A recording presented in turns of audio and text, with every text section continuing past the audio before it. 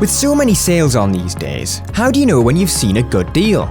We make it easier by trawling through the deals for you to find genuinely good prices on genuinely good products, all packaged up into a free monthly newsletter.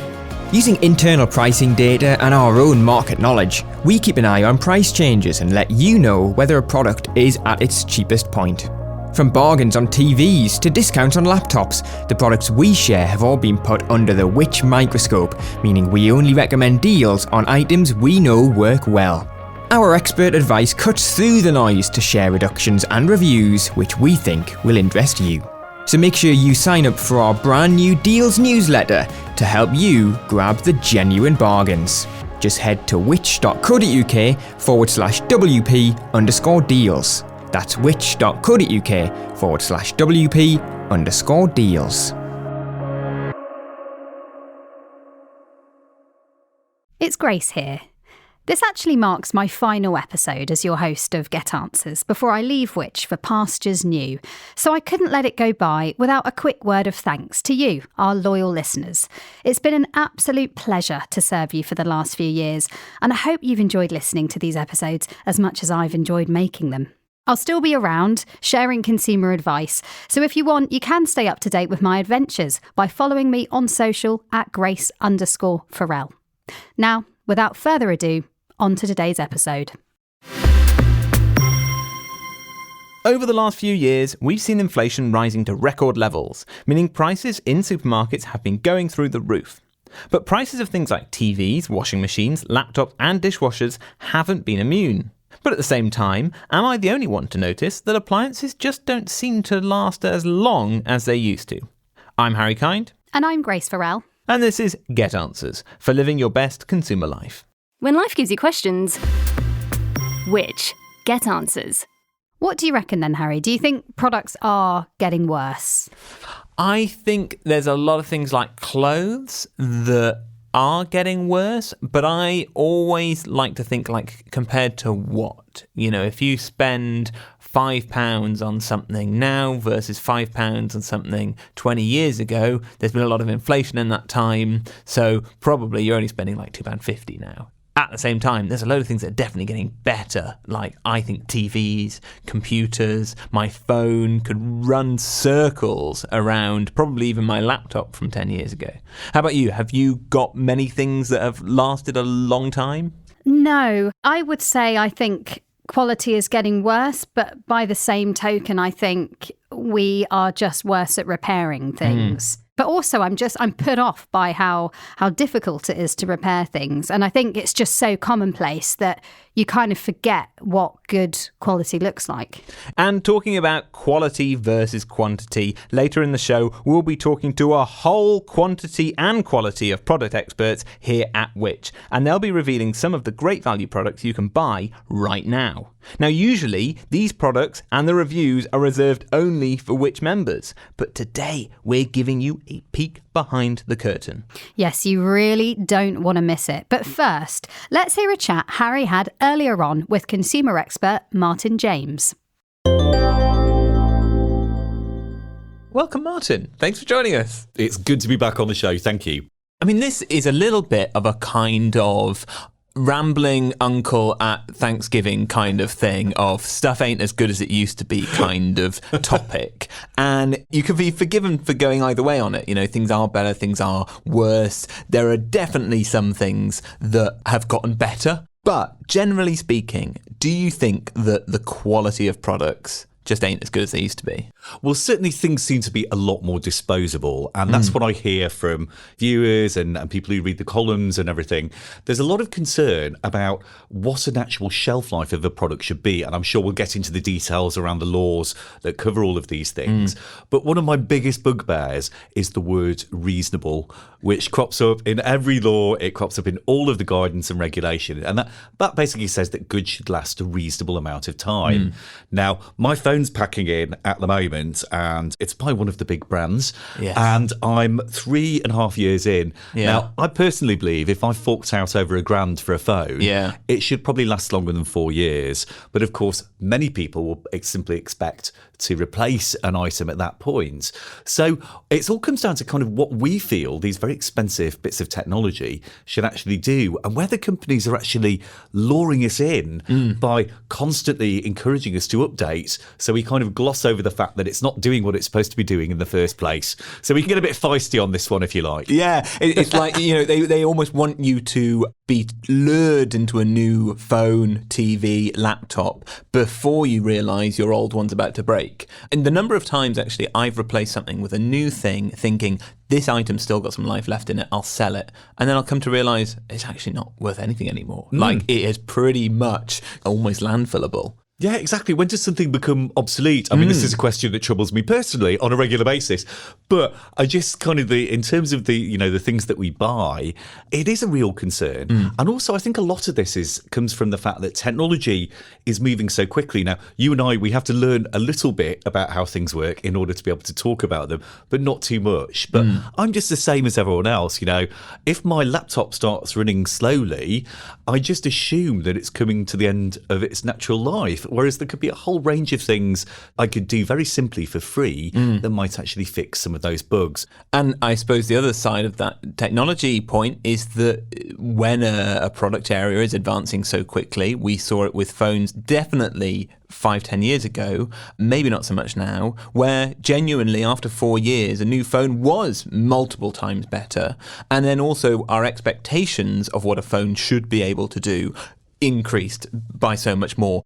I'm all for having an ignorance amnesty because I'm dyslexic. I kind of struggle, like most people in the UK. There was that fantastic survey recently that showed that the vast majority of us don't even read the book or the guide that comes with the things that we purchase. So we don't really understand how they work. But I'm all for having an amnesty and saying, I don't understand how lots of these things work, and maybe we should learn a little bit more. So a lot of the people I speak to have a concept of what the cloud is in terms of cloud storage, but don't really understand where all of our data goes or how to get it back. So there's nothing wrong, I think, with saying I don't really understand how this works, because actually we're kind of going the long way around towards this. But if you don't really understand whether you're getting a bad deal or not, you don't know whether you can complain about it. Phones should last longer than 4 years. They shouldn't become obsolete because of software updates. Yes. Things shouldn't start running slower just because they've had a tech upgrade. So actually, I think we all need to start pushing back a lot more and saying, do you know what? I don't want to trade in my phone. I want the phone that I've got to work properly. And if we hold companies accountable under these circumstances, things might actually change. Do you think companies are taking advantage of that confusion, maybe even exploiting customers? Yes, absolutely. I think there's a huge amount of research that goes on behind the scenes into the psychology of shopping, what gets us buying. And I sometimes think that if all of that money that was invested in that went a little bit more towards the customer journey and said, actually, if you don't kind of rip people off by proxy, then actually your customers might remain more brand loyal, because we don't have to be that loyal in the future. So I think there are lots of concerns that can arise about how businesses operate. But undoubtedly, it's the flashy sign of something new that lures people in. It's as you were saying before, software updates on the phone. Every time a new phone would come out, it would be flashy, it would have new things. They're all a little bit dull now. Yeah. So the only thing that they can lure us in with is maybe better battery life, which you kind of should have had already, or a better camera. But is that worth spending £1,300 on a new phone? And I think those are the questions that we need to ask ourselves, whether it's actually worth it, what we're being asked to buy into. And besides kind of fighting for transparency on those software updates and the life cycle of a phone, what else do you think needs to be in place so that we're empowered to make the most of things, to make them last longer? Well, I think it's one of the ironies of all of this is we actually do have quite a lot of really useful laws in this country that actually enshrine our consumer rights, from being able to return or complain about things that are broken or haven't lasted as long as they should have done, right the way through to the relatively new introduction of the right to repair law, which kind of mirrors the EU law in a similar way. And that's a really, really important one, because loads of people I speak to simply don't know about this. And yet that law gives us the power to actually insist that generally our white goods, things like washing machines, dishwashers and everything, are repairable. And that's because in the past, these very expensive products were basically sealed away in the sense that you couldn't get into them. It was very expensive to repair them. And that's why we ended up with these teetering towers of white goods wobbling away in corners and killing the ozone layer. Well, so hopefully we had the tradition of being able to repair, a TV set repair company that used to exist. We had a period where you couldn't repair things. And hopefully now we're entering back into the kind of good old days, really, where if something goes wrong with an item you've bought, you can repair that. And I suppose part of that is going to be, with this legislation, is with spare parts. Is that right? That's right, yes. I mean, it's estimated that somewhere in the region of 1.5 million white goods alone, that's just your fridges and everything else, and washing machines and things, are abandoned every year. I mean, when I was younger, one of the big fears for kids was getting yourself shut in a fridge. I mean, Sure. try and explain that to young people now. Don't be playing with a fridge. We can only get it with references to Indiana Jones. So we're like, to avoid a nuclear explosion, right? Yeah. Exactly. But these white goods mountains were a very, very serious concern, because once things stopped working, the only way to actually get around that was to buy another new one. Now, the new law, it isn't perfect like most laws, but it does mean that goods should last a reasonable amount of time. There's that word again. Yes. I mean, that could be up to, say, 10 years for something that's supposed to kind of wash your goods. Now, the law basically means that the repairs should be affordable. They shouldn't be just kind of locked into the manufacturer's own repairs, or specialist repairers rather.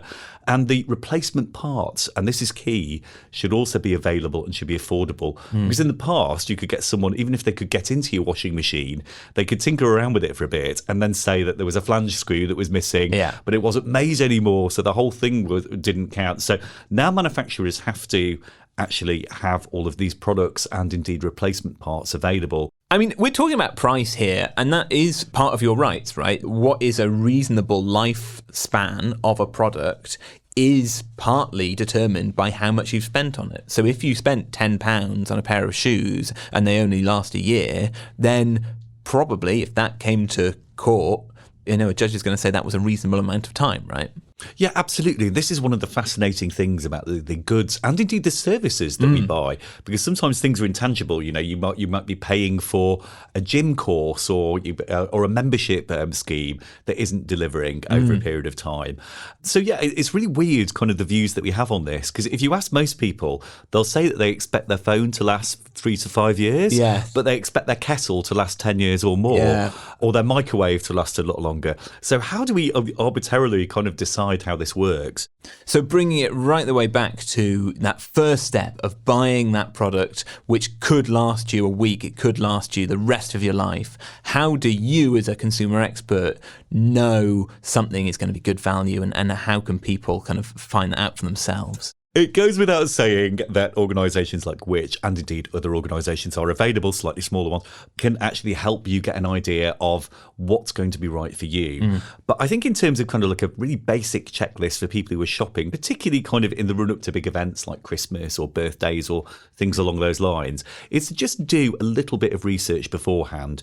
So have a look at online comparison tools that show over a period of time what an item actually cost to purchase. Most of the big brands are on those things, and they're free to check. So things like Camel, Price Runner, Price Spy, I think those are the kind of major ones, right? So on point, Harry. I can never remember. And things like that are incredibly useful. But my top tips, and I think this is really, really important before anyone makes a purchase, is first and foremost, if you're buying online, as most of us do these days, go to the Contact Us page on the website. Look for a phone number. Ask yourself this: if a company doesn't have a phone number, do you want to give it your money? Yeah. Some of the biggest online retailers we have do not have phone numbers for when things go wrong. So that's important, because if you get buyer's regret, and under the consumer contract regulations, if you want to buy something online and you change your mind, you've got 14 days, you can cancel, get a full refund. But how do you do that if you can't contact the business? Is there an email address? Chances are there won't be, because companies have removed those. So if your only options are trying to confound a chatbot or a live chat that actually isn't with anything that's ever been alive, then you've got to question whether that's worthwhile. And that's increasingly important if things go wrong. So the other thing to do as well, of course, is to look at those online reviews, not just in terms of kind of how satisfied people are, but type in customer service along with the name of the brand and maybe some of the review sites, just to get a feel for how businesses operate. If you buy something, say, for example, like a sofa, and they offer you a 10% discount and ask you to review them at that point, you're going to give them 5 stars because you've got 10% off. But if they keep cancelling the delivery date, it turns up and it's the wrong colour and it smells funny, and then they want to charge you 25 quid to take it back, you're going to give them 1 star. So think about the whole process and how companies deal with complaints when things go wrong. The other thing as well is some more disreputable companies, or let's just say a couple of wildcard people on the telephone, if you can get through to them, they do lie. Particularly with white goods, I get people all of the time who say that they've been told that they'll have to pay 50 quid to have a new washing machine that isn't working collected and replaced. That's not the case. The law says that that return has to be done by the company. I had one woman who was told that a mattress that had been delivered with a massive slit in it, in order for her to return that mattress, she had to cover the whole thing in cardboard, which is ludicrous. But just because a company might have these wacky terms and conditions, they might even be foolish enough to actually put them on their websites. But just because it's on there doesn't mean it's true. Both of those examples, complete rubbish. You are entitled to return items that are faulty or have been misrepresented without charge. So if a company tries it on, just knowing that you can push back and go, I'm sorry, but no, is actually kind of quite empowering in itself. Martin, thanks so much for joining us. Where can people find you? What have you got coming up? You've got I wouldn't say a rival podcast, a complimentary podcast at the moment. It's not rival at all, because it's generally me and my lovely friend Georgie rambling on with ourselves as opposed to giving out useful information. But yeah, you can check that out. It's Bread and Honey, which is Cockney rhyming slang for money, and that's on the Times website and on YouTube, where we're talking about our own misadventures, despite being money and consumer rights experts, about the many things that we get wrong, with a couple of nice celebrity guests as well. And you can also find kind of my articles and everything on my website. It's Martin with a Y and the surname's James. Fantastic. Thanks for coming. Thank you. After the break, we'll be chatting to our experts who'll be giving you a taster of what a Which membership could get you, as they reveal some of the products that have been given our Great Value Award, something only Which members would usually be privy to. Stay with us. If you're enjoying this podcast from us here at Which, then why not become a Which member? Right now, we've got a special offer, especially for podcast listeners, meaning you can choose any of our 3 membership tiers for 50% off the usual price. Starting at just £39.50 for a full year, you can get Which magazine delivered direct to your door. For the same price, you could also choose a digital Which subscription, giving you access to all of our product reviews, the Which app, and the digital edition of Which magazine. What's more, you'll also be able to use the Ask Which service for personalised one-to-one buying advice. Or why not get a full access Which subscription for just £49.50 for a full year? Don't forget, that's 50% off the usual price. To join Which or to find out more, just head to which.co.uk/podcast offer. That's which.co.uk/podcast offer. Or click the link in the description for today's podcast for 50% off a Which annual subscription.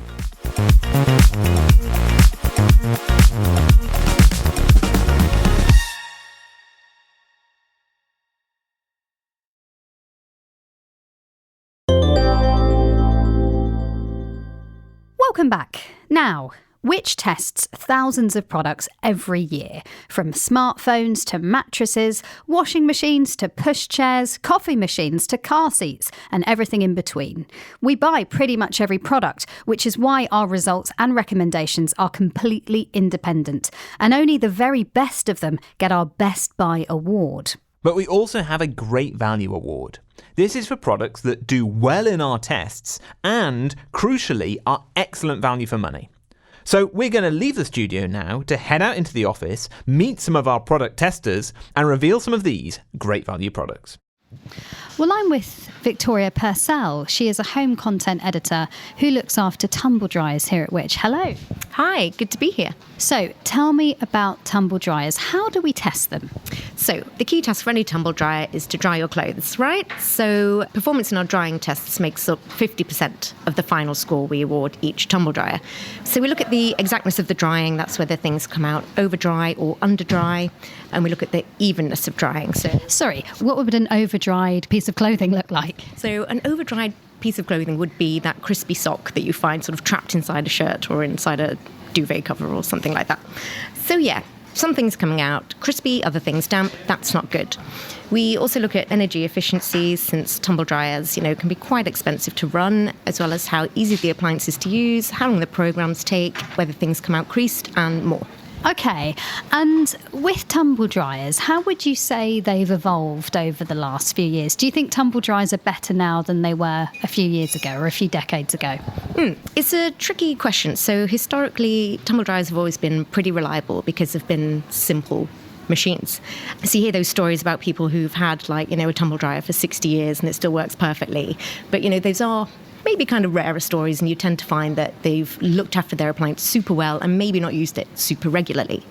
But we have seen some great advances in tumble dryer technology. So we have the heat pump models now, and they're really, really impressive. They're definitely the ones to look for when buying a new dryer because they're so efficient. They've cut the running costs by about half, in some cases by a third, when you compare them with more inefficient condenser and vented models. So yeah, the engineering has certainly improved, and in theory, your better engineered machines should last longer. So as long as you use them properly, perform basic maintenance like cleaning the filters, then yeah, it should last you a good long time. And so can we talk a bit more about heat pump dryers? What exactly do we mean when we say a heat pump dryer? And are they more expensive than condenser dryers? Yeah, heat pump tumble dryers are much more efficient than your condenser and vented models. So they have much lower running costs, and they're definitely the thing that we would say to look for when you're buying a new tumble dryer now. And how much would you look to pay for a decent heat pump tumble dryer? So you can pay upwards of £1,000 for, a Best Buy heat pump dryer with all the bells and whistles. And that's obviously a lot of money. And we do also have Best Buy heat pump models for around £500-600. So, you don't have to pay that top dollar. But if that's still more than you would like to pay, then check out our great value recommendations. We have nearly 20 great value tumble dryers on our website at the moment, and they cost between £350 and sort of £550.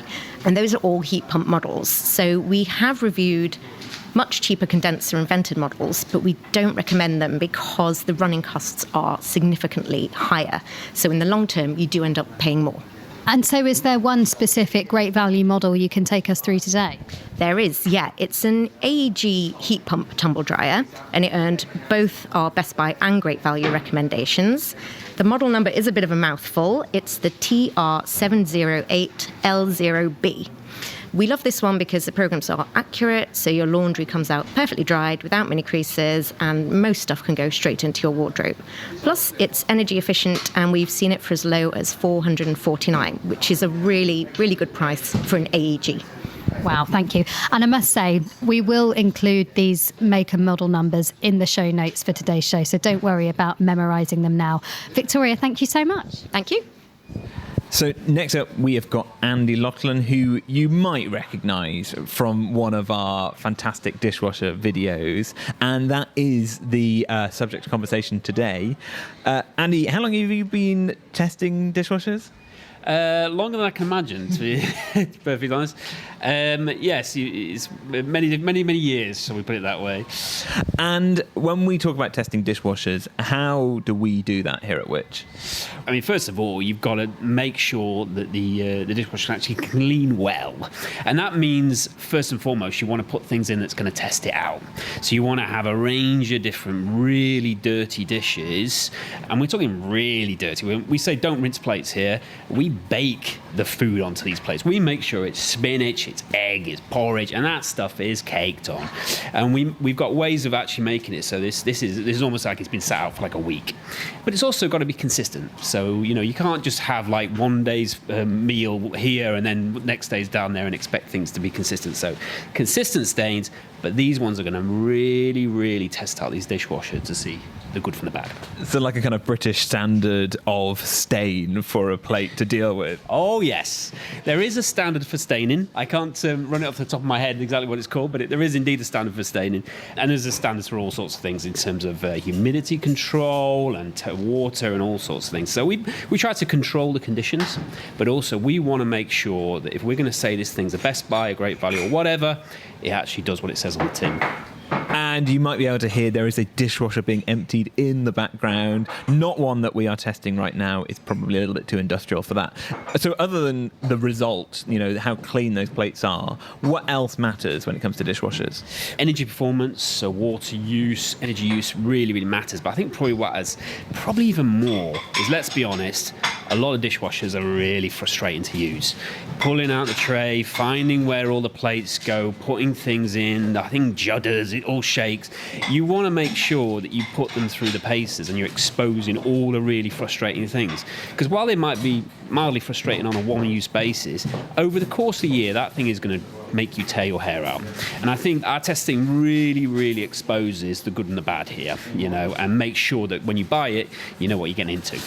A thing that I really like about my old dishwasher was that you could close the bottom drawer by kicking up the door from the dishwasher. Probably not what you should do with a dishwasher, but it's a handy little feature. Yeah, maybe not the kind of manufacturer's instructions there of giving it a boot, but it should be effortless to a certain extent. And a lot of dishwashers really are effortful, I would say, and they can also cause very much domestic arguments. So we don't want that. No, we do not. You talked briefly there about water and energy usage. Is that a big difference across dishwashers, or is it, who cares? Oh, absolutely, it's a big difference, yeah. I mean, we're talking in terms of running costs. This is actually money that you are spending over the year to run this thing. They can differ hugely in terms of how much you'll spend. As we're all keeping an eye on the pennies, we're judiciously turning the heating on off because of fear of spending money. We don't want our dishwasher rinsing through our household budget while it's doing its thing. Because potentially, you might save £20 between two different dishwashers when you're buying them, but over the lifetime of 10, 15 years, you're paying way more than that in energy bills. Absolutely, and it also depends on the modes as well you're using. So the efficiency can really vary whether you're using the main wash, the quick wash, the eco wash. We did some research a while ago showing that quick wash, it really just saves you time. So if you're relying on that just to get your dishes done quickly, you might be actually paying for it down the line. And unlike things like TVs, phones, where there's loads of innovation, it's a very new product, and year on year, you're going to have improvements in the tech, even if you don't have an improvement in the build quality. Dishwashers, I feel like we're pretty much there with dishwashers. Are they improving year on year, or are they getting worse? They are improving. There is a little bit of innovation that goes on in dishwashers. Things like drying technology varies. Some have different jets, like multiple sort of spray jets. It's not going to be quite as high tech as a phone or a television, but there's certainly some innovation that's happening, and they do get better. I think obviously with these products, they get innovative. Some things go worse, but a lot of things do improve. And I think nowadays you can also get a really good quality for the price you're paying as well. Have you got an example of one of these really good quality but great value options? Absolutely. Now, we've got a range of different great value machines online. Some of them are at slightly lower prices than the one I'm going to talk about. But the reason why I picked this one is it's because it's actually, I suppose, what we'd call a triple threat. This has not only got a great value, this has got a best buy, and it is also an eco buy. That's a triple badge right there. I sound like I'm on QVC or something. So the Bosch SPV 2HKX4 42G. This is a slim line, so it won't be for everybody, but this is a good example. If you've got a bit of a smaller kitchen, this is an absolutely cracking dishwasher. It cleans very, very well, extremely energy efficient, and for a slim line, it can fit a lot of dishes in, and you're getting efficiency, you're getting good value, and also, surprisingly, you're also getting a brand like Bosch, not necessarily always associated with affordability, for a really, really good price. So one to look out for just in case it comes up in the Black Friday sales. Absolutely, absolutely. Thanks so much for joining us, Andy. Thanks. Back to you, Grace. I'm with Alison Potter. She's a senior editor in our product testing team, and one of the areas she helps look after is dehumidifiers. So, Alison, how do we test dehumidifiers? So there's multiple parts to our testing. A really important part is water extraction. So we put each dehumidifier on its maximum setting and run it twice for an hour at a normal room temperature. For these 2 test runs, we work out the average amount of water that's pulled from the air, so we can tell you how well the dehumidifier works. We also check for energy efficiency, quietness, ease of use, and the humidistat accuracy, all the things that are really important to help you use your dehumidifier properly. And I feel like dehumidifiers are one of those products that used to be relatively rare. I didn't really know many people that had a dehumidifier. I didn't have a dehumidifier in my home. And now everyone seems to have one. They've really kind of boomed in popularity. How would you say they've evolved over the last few years? So I think that there's multiple reasons for this. Post-COVID, there's increased awareness about indoor air quality and how extracting moisture can help reduce allergens present in the air. But also a lot of homes, suffer from damp, and the weather has just been so wet lately. So if your home is getting damp, you've got mold problems, a dehumidifier is one way that you can help improve your surroundings. And what about our great value dehumidifier that we're revealing today? So this dehumidifier at the moment is £140, so it is an absolute bargain when you compare it with our Best Buys that are costing £250 or £300. It's a really excellent model. We were really impressed by how well it works at room temperature. It's more energy efficient than most, so it won't cost too much to run, and it's quiet, so you can run it at night and it won't disturb your sleep. The instructions were clear. It has really simple controls, so you can't really go wrong. And which one is it? It is the EcoAir DC12 MK3, and it's currently available at Amazon and other popular retailers. Thanks so much, Alison. Thank you. Back to you, Harry. So I am sat down in the Which Kitchen with senior scientific advisor Monica, who covers televisions, to find out how good they are and how we test TVs to find out which one you should actually be buying. Is it a lot of sitting down and watching Breaking Bad? We do watch some blockbuster movies, but unfortunately that's not me, that's our specialised test lab. I mean, it is a fun product. It's like one I think a lot of people enjoy buying. When you get a new TV like that, it's quite a good day a lot of the time. It's a, shiny out the box moment. What are you guys looking for when it comes to TVs, and how do you kind of break down what matters when you get that final score? So as you'd probably expect, we look at picture and sound quality above everything else. The majority of the score comes from pictures, where we especially select scenes with extra bright colours, lots of dark colours, and we get 5 experts to come in and watch these scenes and give us feedback on the level of detail, the depth of colour, the contrast, and we do that across the HD, the 4K, and even standard definition. Because I didn't realise this until quite recently, that a TV that is 4K might be great at 4K, but its standard definition and its HD images might not look that great. Yes, exactly. There could be very little correlation between its performance on all the different definitions. Which is important, because a lot of people will probably be watching most of their content not in 4K. Exactly. We find most people watch most things in HD. There we go. So what about sound? How are you measuring that? So in terms of sound, we get 3 experts in. They listen to a range of sounds, from classical music, a bit of TV drama, a bit of actors talking over some background noise. And then we assess the level of treble, the bass, any of the mid-range, and then the clarity of the dialogue. So you've got sound and picture. What are the other things that you're looking out for? We also look at the ease of use, so making sure it's easy to set up, the day-to-day use, easy to navigate through the menus, some of the smart features, the amount of connections you can make, and quite importantly for most people these days, the running costs.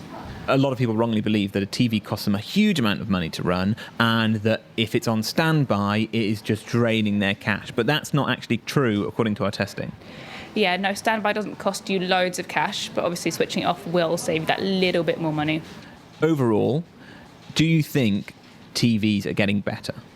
So I've been on TVs for 3 years. I haven't seen massive improvements because I think we've got to a point where it's going to be hard for our eyes to see any improvements in them.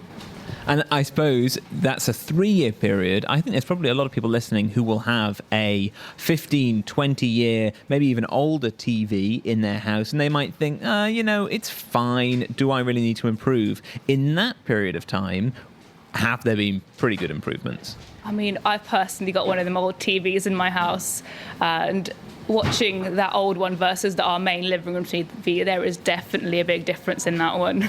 And finally, if people are looking for one of our kind of great value TVs, have you got a good starting off point that they might want to look at? So yeah, one of the ones I'd recommend is the Samsung QE55 QN85C. It rolls off the tongue, that one. I think it's pronounced Quesquene. So yeah, I think that this has a great HD picture, which is where most of us are watching TV. The picture's really sharp, well balanced, has really deep contrast.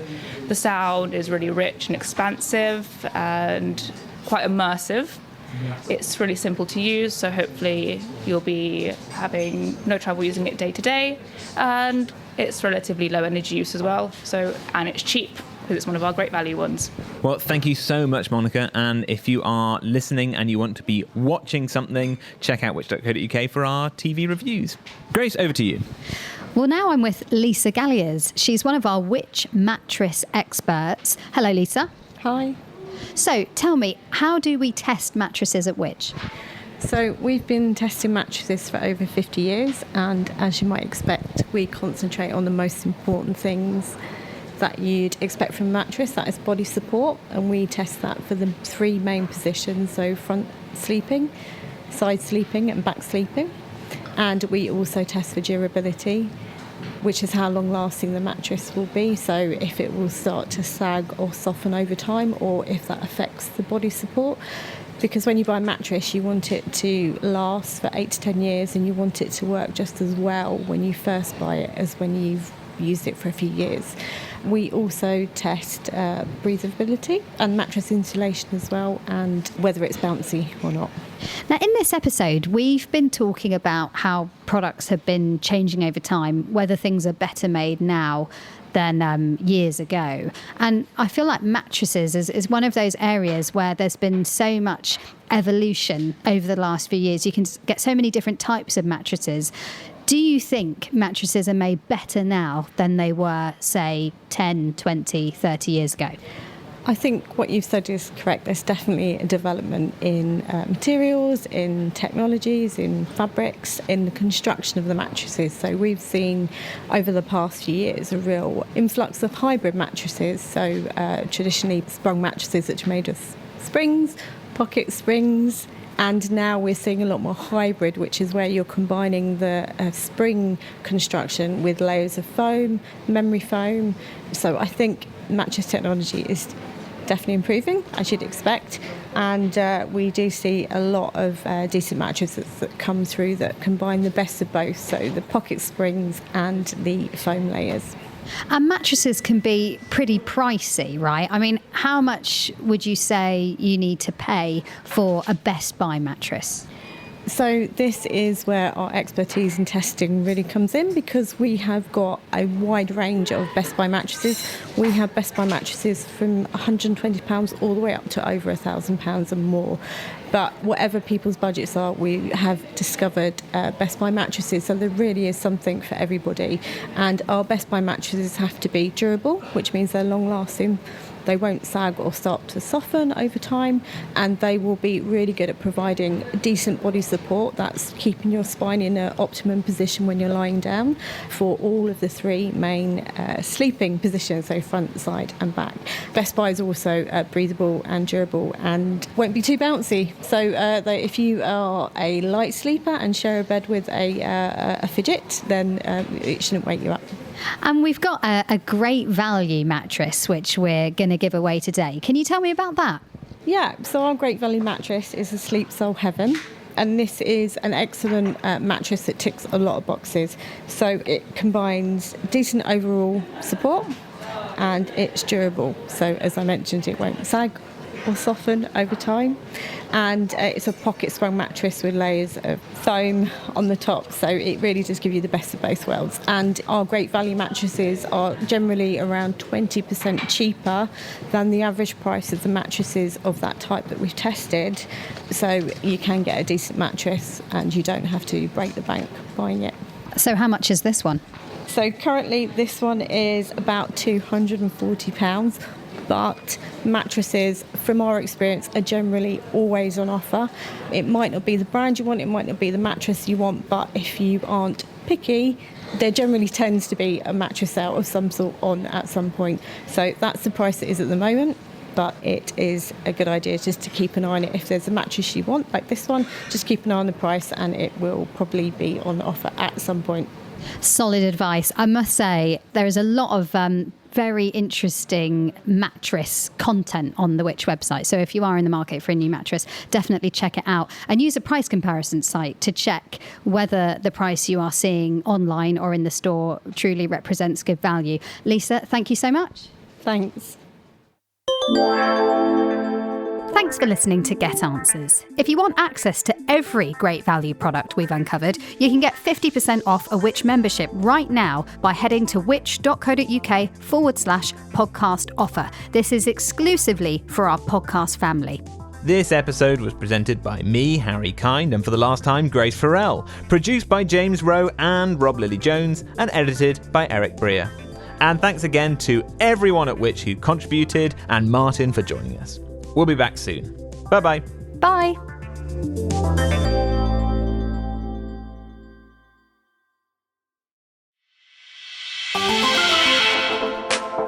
Hi, Lucia here from the Which Money Podcast. Join us each week as we bring you the best experts and top advice to help you make the most of your money. From property prices to budgeting, investment platforms to pensions, we'll be here to keep you informed. Not only that, but we've just launched Money Shorts. These are brand new fortnightly episodes that will give you a taster of the Which Money magazine that is delivered to members every other month. So to hear the main podcast and our brand new Money Shorts episodes, just search for Which Money wherever you get your podcasts.